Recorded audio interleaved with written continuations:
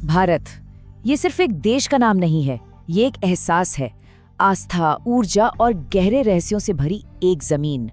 और इस जमीन के दिल में बसे हैं कुछ ऐसे असाधारण मंदिर जो सिर्फ पूजा की जगह नहीं बल्कि शक्ति के जीते जागते केंद्र माने जाते हैं। तो चलिए आज इसी शक्ति को समझने की एक कोशिश करते हैं। तो ये है क्या?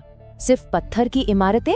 नहीं, इन्हें ऊर्जा का वो केंद्र माना जाता है जहाँ कहते हैं कि प्रकृति के नियम भी झुकते हुए से लगते हैं।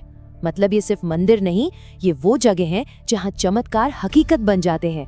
जरा सोच कर देखिए, एक झंडा जो हवा के बहाव के खिलाफ उल्टी दिशा में लहराता हो, या एक ऐसा मंदिर जो प्रलय जैसी बाढ़ में भी टिका रहा जब आसपास सब कुछ बह गया, एक ऐसा शिखर जिसके ऊपर से कोई परिंदा भी न उड़े, और एक ऐसी जगह जहां मृत्यु को मोक्ष का दरवाजा माना जाता हो।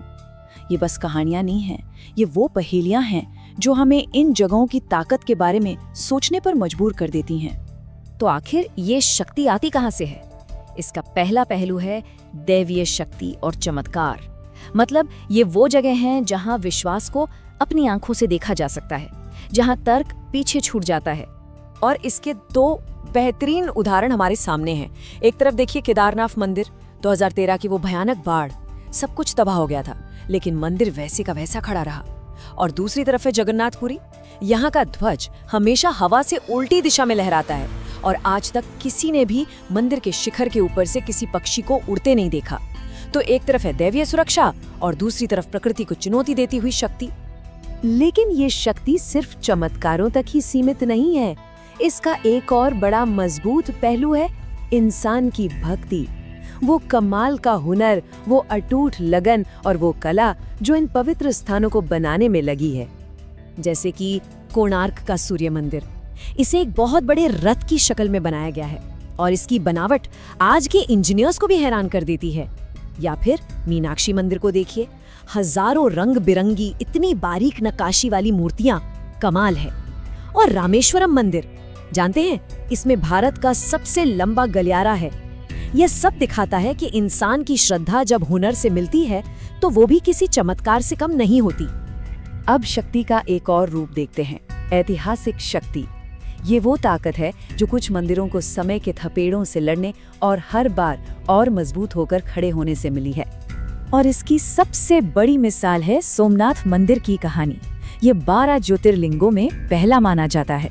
इस पर एक बार नहीं, 2 बार नहीं, कुल 17 बार हमले हुए।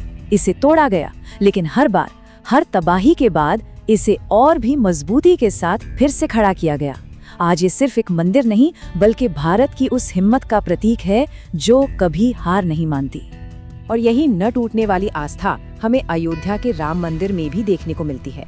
सदियों का इंतजार, एक लंबा संघर्ष, और उसके बाद ये मंदिर आस्था की जीत का एक ताज़ा और जीता जागता प्रतीक बनकर सामने आया है। तो अब सवाल ये उठता है कि इन मंदिरों की असली शक्ति का स्रोत क्या है? असल में ये किसी एक वजह से नहीं है, ये तो कई अलग अलग शक्तियों का एक संगम है जहां दैवीय और इंसानी दोनों तरह की ऊर्जाएं आकर मिल जाती हैं। ये टेबल इस पूरी बात को बहुत अच्छे से समझाती है। देखिए, शक्ति के 4 आयाम हैं। पहली, आध्यात्मिक शक्ति, जैसे जगन्नाथ मंदिर के चमत्कार। दूसरी, वास्तुकला की शक्ति, यानी कोणार्क जैसा इंसानी हुनर। तीसरी, ऐतिहासिक शक्ति, सोमनाथ मंदिर की तरह हर मुश्किल से लड़कर खड़े रहना। और चौथी, और शायद सबसे अहम, सामाजिक शक्ति, यानी बिना शर्त समाज की सेवा। और इस सामाजिक शक्ति का इससे बेहतर उदाहरण क्या होगा? स्वर्ण मंदिर, यहाँ का लंगर, जहाँ हर रोज लाखों लोगों को बिना किसी भेदभाव के मुफ्त खाना खिलाया जाता है। ये निस्वार्थ सेवा की वो शक्ति है जो इंसानियत को सबसे ऊपर रखती है।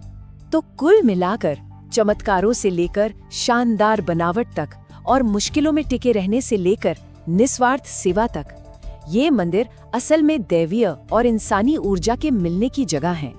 इनकी असली ताकत सिर्फ इनकी दीवारों में नहीं बल्कि उन करोड़ों लोगों के विश्वास में है जो इनसे जुड़े हैं।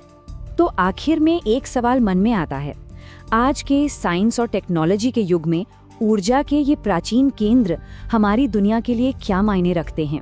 क्या ये सिर्फ इतिहास की निशानियां हैं या फिर आज भी इनसे हमें कोई राह मिल सकती है?